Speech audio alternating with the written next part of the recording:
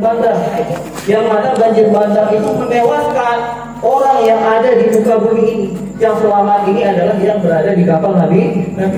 Oleh karena itu manusia berbondong-bondong menuju Nabi Nuh, minta syafaat kepadanya. Wahai Nabi Nuh, engkau adalah bapak manusia yang kedua, berikanlah kami syafaat, karena kali ini Allah Subhanahu Wa Taala murka. Maka apa jawab Nabi Nuh? Aku tidak bisa memberikan kalian syafaat nafsi-nafsi. Mendengar jawaban tersebut, kita pindah kepada Nabi Musa. Nabi Musa juga mengatakan sama. Kita juga pindah kepada Nabi Isa. Nabi Isa juga mengatakan kalimat yang sama, nafsi.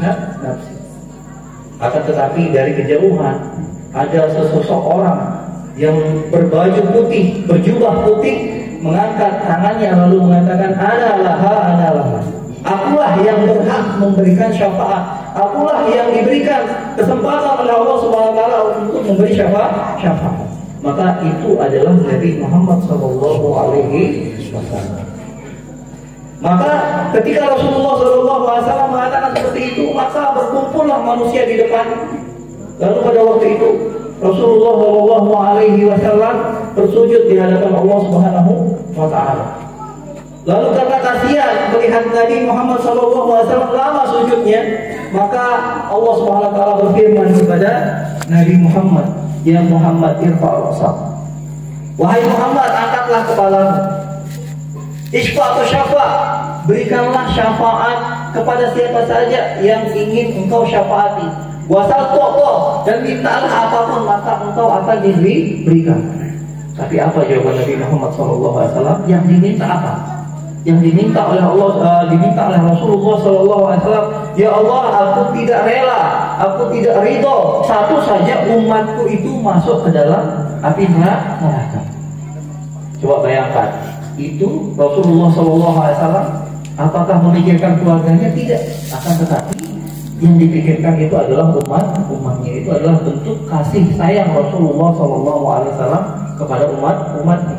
Maka pantas kita itu tadi ketika membaca maulid, kita berdiri itu dalam rangka menghormati kedatangan Nabi Muhammad SAW. Karena sahibul maulid yang mengarang maulid ini mengatakan kalau seandainya maulidku ini dibacakan, niscaya ruh Rasulullah SAW itu hadir. Mudah-mudahan Rasulullah SAW itu hadir bersama kita pada malam hari ini. Dan juga yang memberikan syafaat nanti di hari kiamat itu adalah Al-Quran. Siapa yang akan diberikan syafaat oleh Al-Quran ini? Adalah orang-orang yang sering membacanya. Ini bukti bahwasanya kita sudah menghatamkan Quran ini. Bukti bahwasanya kita dilapangkan hatinya untuk membaca Al-Quran oleh Allah Subhanahu Wa Taala. Kalau seandainya lidah kita diringankan untuk membaca Al-Quran, atau hati kita dilapangkan untuk membaca Al-Quran, maka itu tandanya Allah Subhanahu Wa Taala ingin memberikan kita pahala sebanyak-banyaknya dari Al-Quran. Karena apa? Karena Rasulullah Shallallahu Alaihi Wasallam bersabda, "Man qara'a harfan min kitabillah." Barang siapa yang membaca satu huruf saja dari Al-Quran, falahu hasanatun, maka dia itu akan mendapatkan satu kebaikan. Wal hasanatu bi asyri amsalihah, dan kadang-kadang pahala itu akan dilipat gandakan oleh Allah Subhanahu Wa Taala tergantung kekhusyuan kita. Maka dijelaskan lagi oleh Rasulullah SAW, wala aqul alif lam mim harfun. Aku tidak mengatakan alif lam mim itu harfun. Jadi kata Rasul, aku tidak mengatakan alif lam mim itu satu huruf. Akan tetapi alifun harfun, lamun harfun, mimun harfun. Akan tetapi setiap orang yang membaca alif, lam dan mim itu sudah mendapatkan 3 kebaikan. Coba bayangkan, alif lam mim saja itu mendapatkan 3 kebaikan. Bagaimana dengan kita membaca 1 lembar, 2 lembar, berapa kebaikan yang diberikan oleh Allah SWT kepada kita. Oleh karena itu Imam Ali juga mentafsiri hadis Rasulullah SAW ini, menjelaskan lagi. Imam Ali karramallahu wajhah, barang siapa yang membaca Al-Quran ketika dia berada di dalam sholat, maka itu pahalanya 100 kebaikan. Jadi ada orang yang sholat membaca Al-Quran, maka ternyata pahalanya itu lebih banyak daripada orang yang wudhu. Barang siapa orang yang sholat 50 kebaikan. Loh Ustaz, apakah boleh orang sholat? Boleh kalau seandainya kita melaksanakan sholat sunnah. Ada sholat wajib itu tidak bisa kita itu duduk sholat selama kita mampu berdiri. Akan tetapi kalau seandainya kita ingin melaksanakan sholat sunnah, baik kita mampu atau tidak mampu, maka boleh kita itu duduk melaksanakan sholat sunnah. Akan tetapi kalau seandainya kita membaca Al-Quran di situ, di waktu kita sholat sunnah dalam keadaan duduk, kita mendapatkan 50 kebaikan. Lalu barang siapa yang membaca Al-Quran dalam keadaan berwudu, bukan di dalam sholat, maka baginya 25 kebaikan. Dan orang yang membaca Al-Quran dalam keadaan tidak berwudu, maka ini yang dimaksud oleh Rasulullah SAW itu mendapatkan 1 kebaikan. Dan nanti itu akan dilipat gandakan oleh Allah Subhanahu wa Ta'ala. Makanya Rasulullah SAW mencontohkan alif lam mim. Apa maksudnya Rasulullah SAW mencontohkan alif lam mim? Meskipun kita tidak tahu maknanya Al-Quran tersebut, tetap kita itu mendapatkan pahala membaca Al-Quran. Karena siapa di antara kita yang mengetahui makna alif lam mim? Tidak ada. Makanya di dalam tafsir itu alif lam mim itu orang-orang pentafsir atau mufassir itu mentafsirkan wallahu a'lam bimuradih. Hanya Allah yang mengetahui maknanya. Tidak ada satupun yang mengetahui di antara kita itu makna daripada alif lam mim. Hanya Allah yang Subhanahu wa Ta'ala yang tahu. Meskipun begitu, ketika kita membaca Al-Quran tersebut, tetap kita itu mendapatkan kebaikan. Berarti seperti yang katakan tadi, kalau seandainya lidah kita itu diringankan untuk membaca Al-Quran, hati kita itu dilapangkan untuk menghafal Al-Quran. Karena hati, kalau seandainya dipermudah untuk membaca Al-Quran, apa janji Allah SWT? Maka Rasulullah SAW bersabda, la yu'azibullahu qalban wi'a Al-Quran. Allah SWT itu tidak akan mengazab hati yang dimana hati tersebut ditempatkan Al-Quran. Jadi orang-orang yang menghafal Al-Quran, menaruh Al-Quran itu di dalam hatinya, itu janji Rasulullah SAW, dia tidak akan diazab oleh Allah Subhanahu wa Ta'ala. Oleh karena itu, cukup 2 hadis tadi untuk memotivasi kita agar kita senantiasa memperbanyak membaca Al-Quran. Kemudian perlu diingat bapak-bapak, ibu-ibu, kita sekarang berada di bulan Zulqa'dah atau Zulhijjah, yang mana bulan Zulqa'dah, Zulhijjah, kemudian Muharram itu merupakan bulan-bulan haram.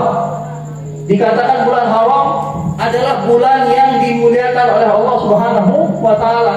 Ini seperti firman Allah Subhanahu wa Ta'ala di dalam Al-Quran, inna iddatash syuhuri indallahi isna asyara syahran fi kitabillah yawma khalaqas samawati wal ardh minha arba'atun hurum dzalika ad-dinul qayyim fala tazlimu fihinna anfusakum. Sesungguhnya bilangan bulan di sisi Allah Subhanahu wa Ta'ala itu adalah 12 bulan. Yauma khalaqas samawati wal ardh, di hari Allah menetapkan hal tersebut, di hari Allah Subhanahu wa Ta'ala menciptakan langit dan bumi.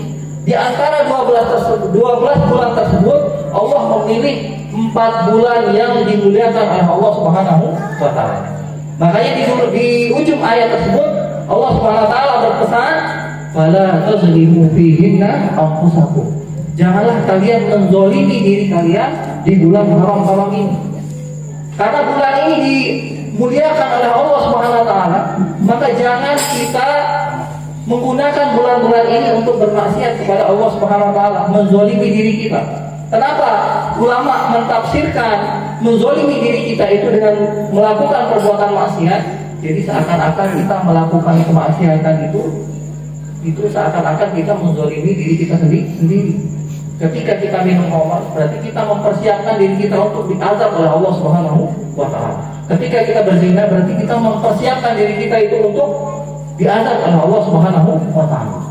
Makanya ulama mengatakan menzolimi diri kita sendiri itu adalah sama dengan kita itu bermaksiat kepada Allah Subhanahu wa Ta'ala. Oleh karena itu kita dilarang untuk bermaksiat di bulan haram tersebut, karena Allah SWT memuliakan bulan ini. Sama seperti di haram Makkah dan Madinah. Di haram Makkah dan Madinah, baik itu di Masjidil Haram yang ada di Mekah atau di Masjidil Haram yang ada di Madinah, itu kalau seandainya ada orang yang melakukan 1 rakaat saja di Mekah dan di Madinah, misalnya kita sholat di Masjid Nabawi, misalnya 1 rakaat, itu sama pahalanya dengan sholat 1000 rakaat di luar kota Madinah. Kita bersedekah 1000 di Mekah dan di Madinah, itu sama dengan kita itu bersedekah 1 juta di luar Makkah dan Madinah. Kenapa bisa seperti itu? Karena Allah SWT memuliakan 2 tanah ini. Seperti halnya Allah SWT memuliakan 2 tanah ini, Allah SWT juga memuliakan bulan-bulan ini. Bulan apa saja? Bulan Zulqa'dah.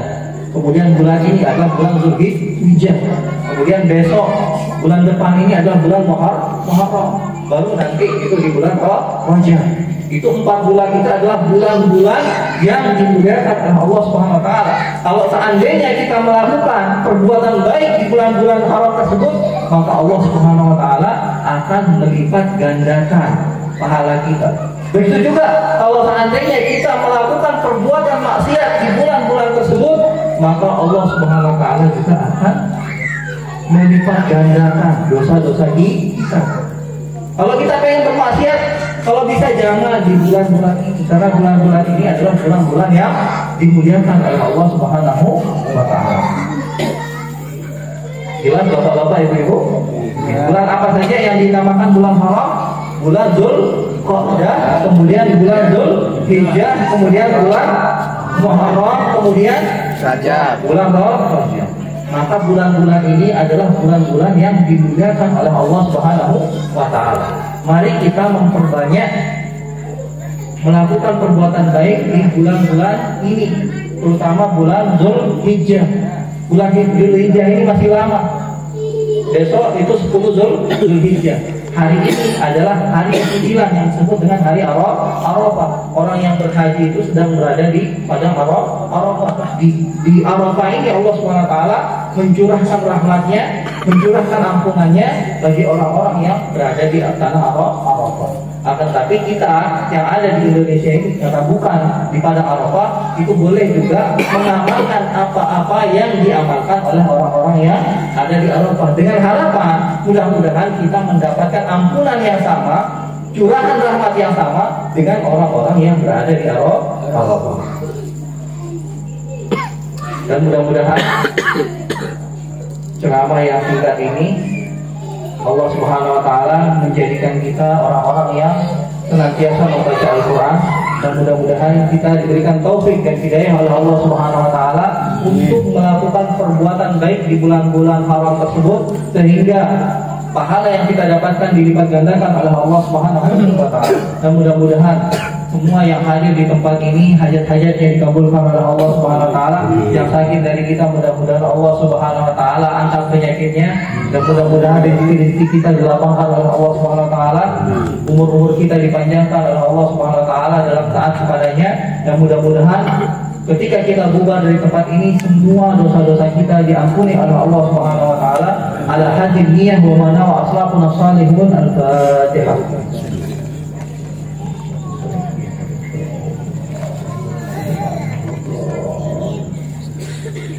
Kurang lebihnya tiang mohon maaf. Wabillahi taufiq wal hidayah. Wassalamualaikum warahmatullahi wabarakatuh.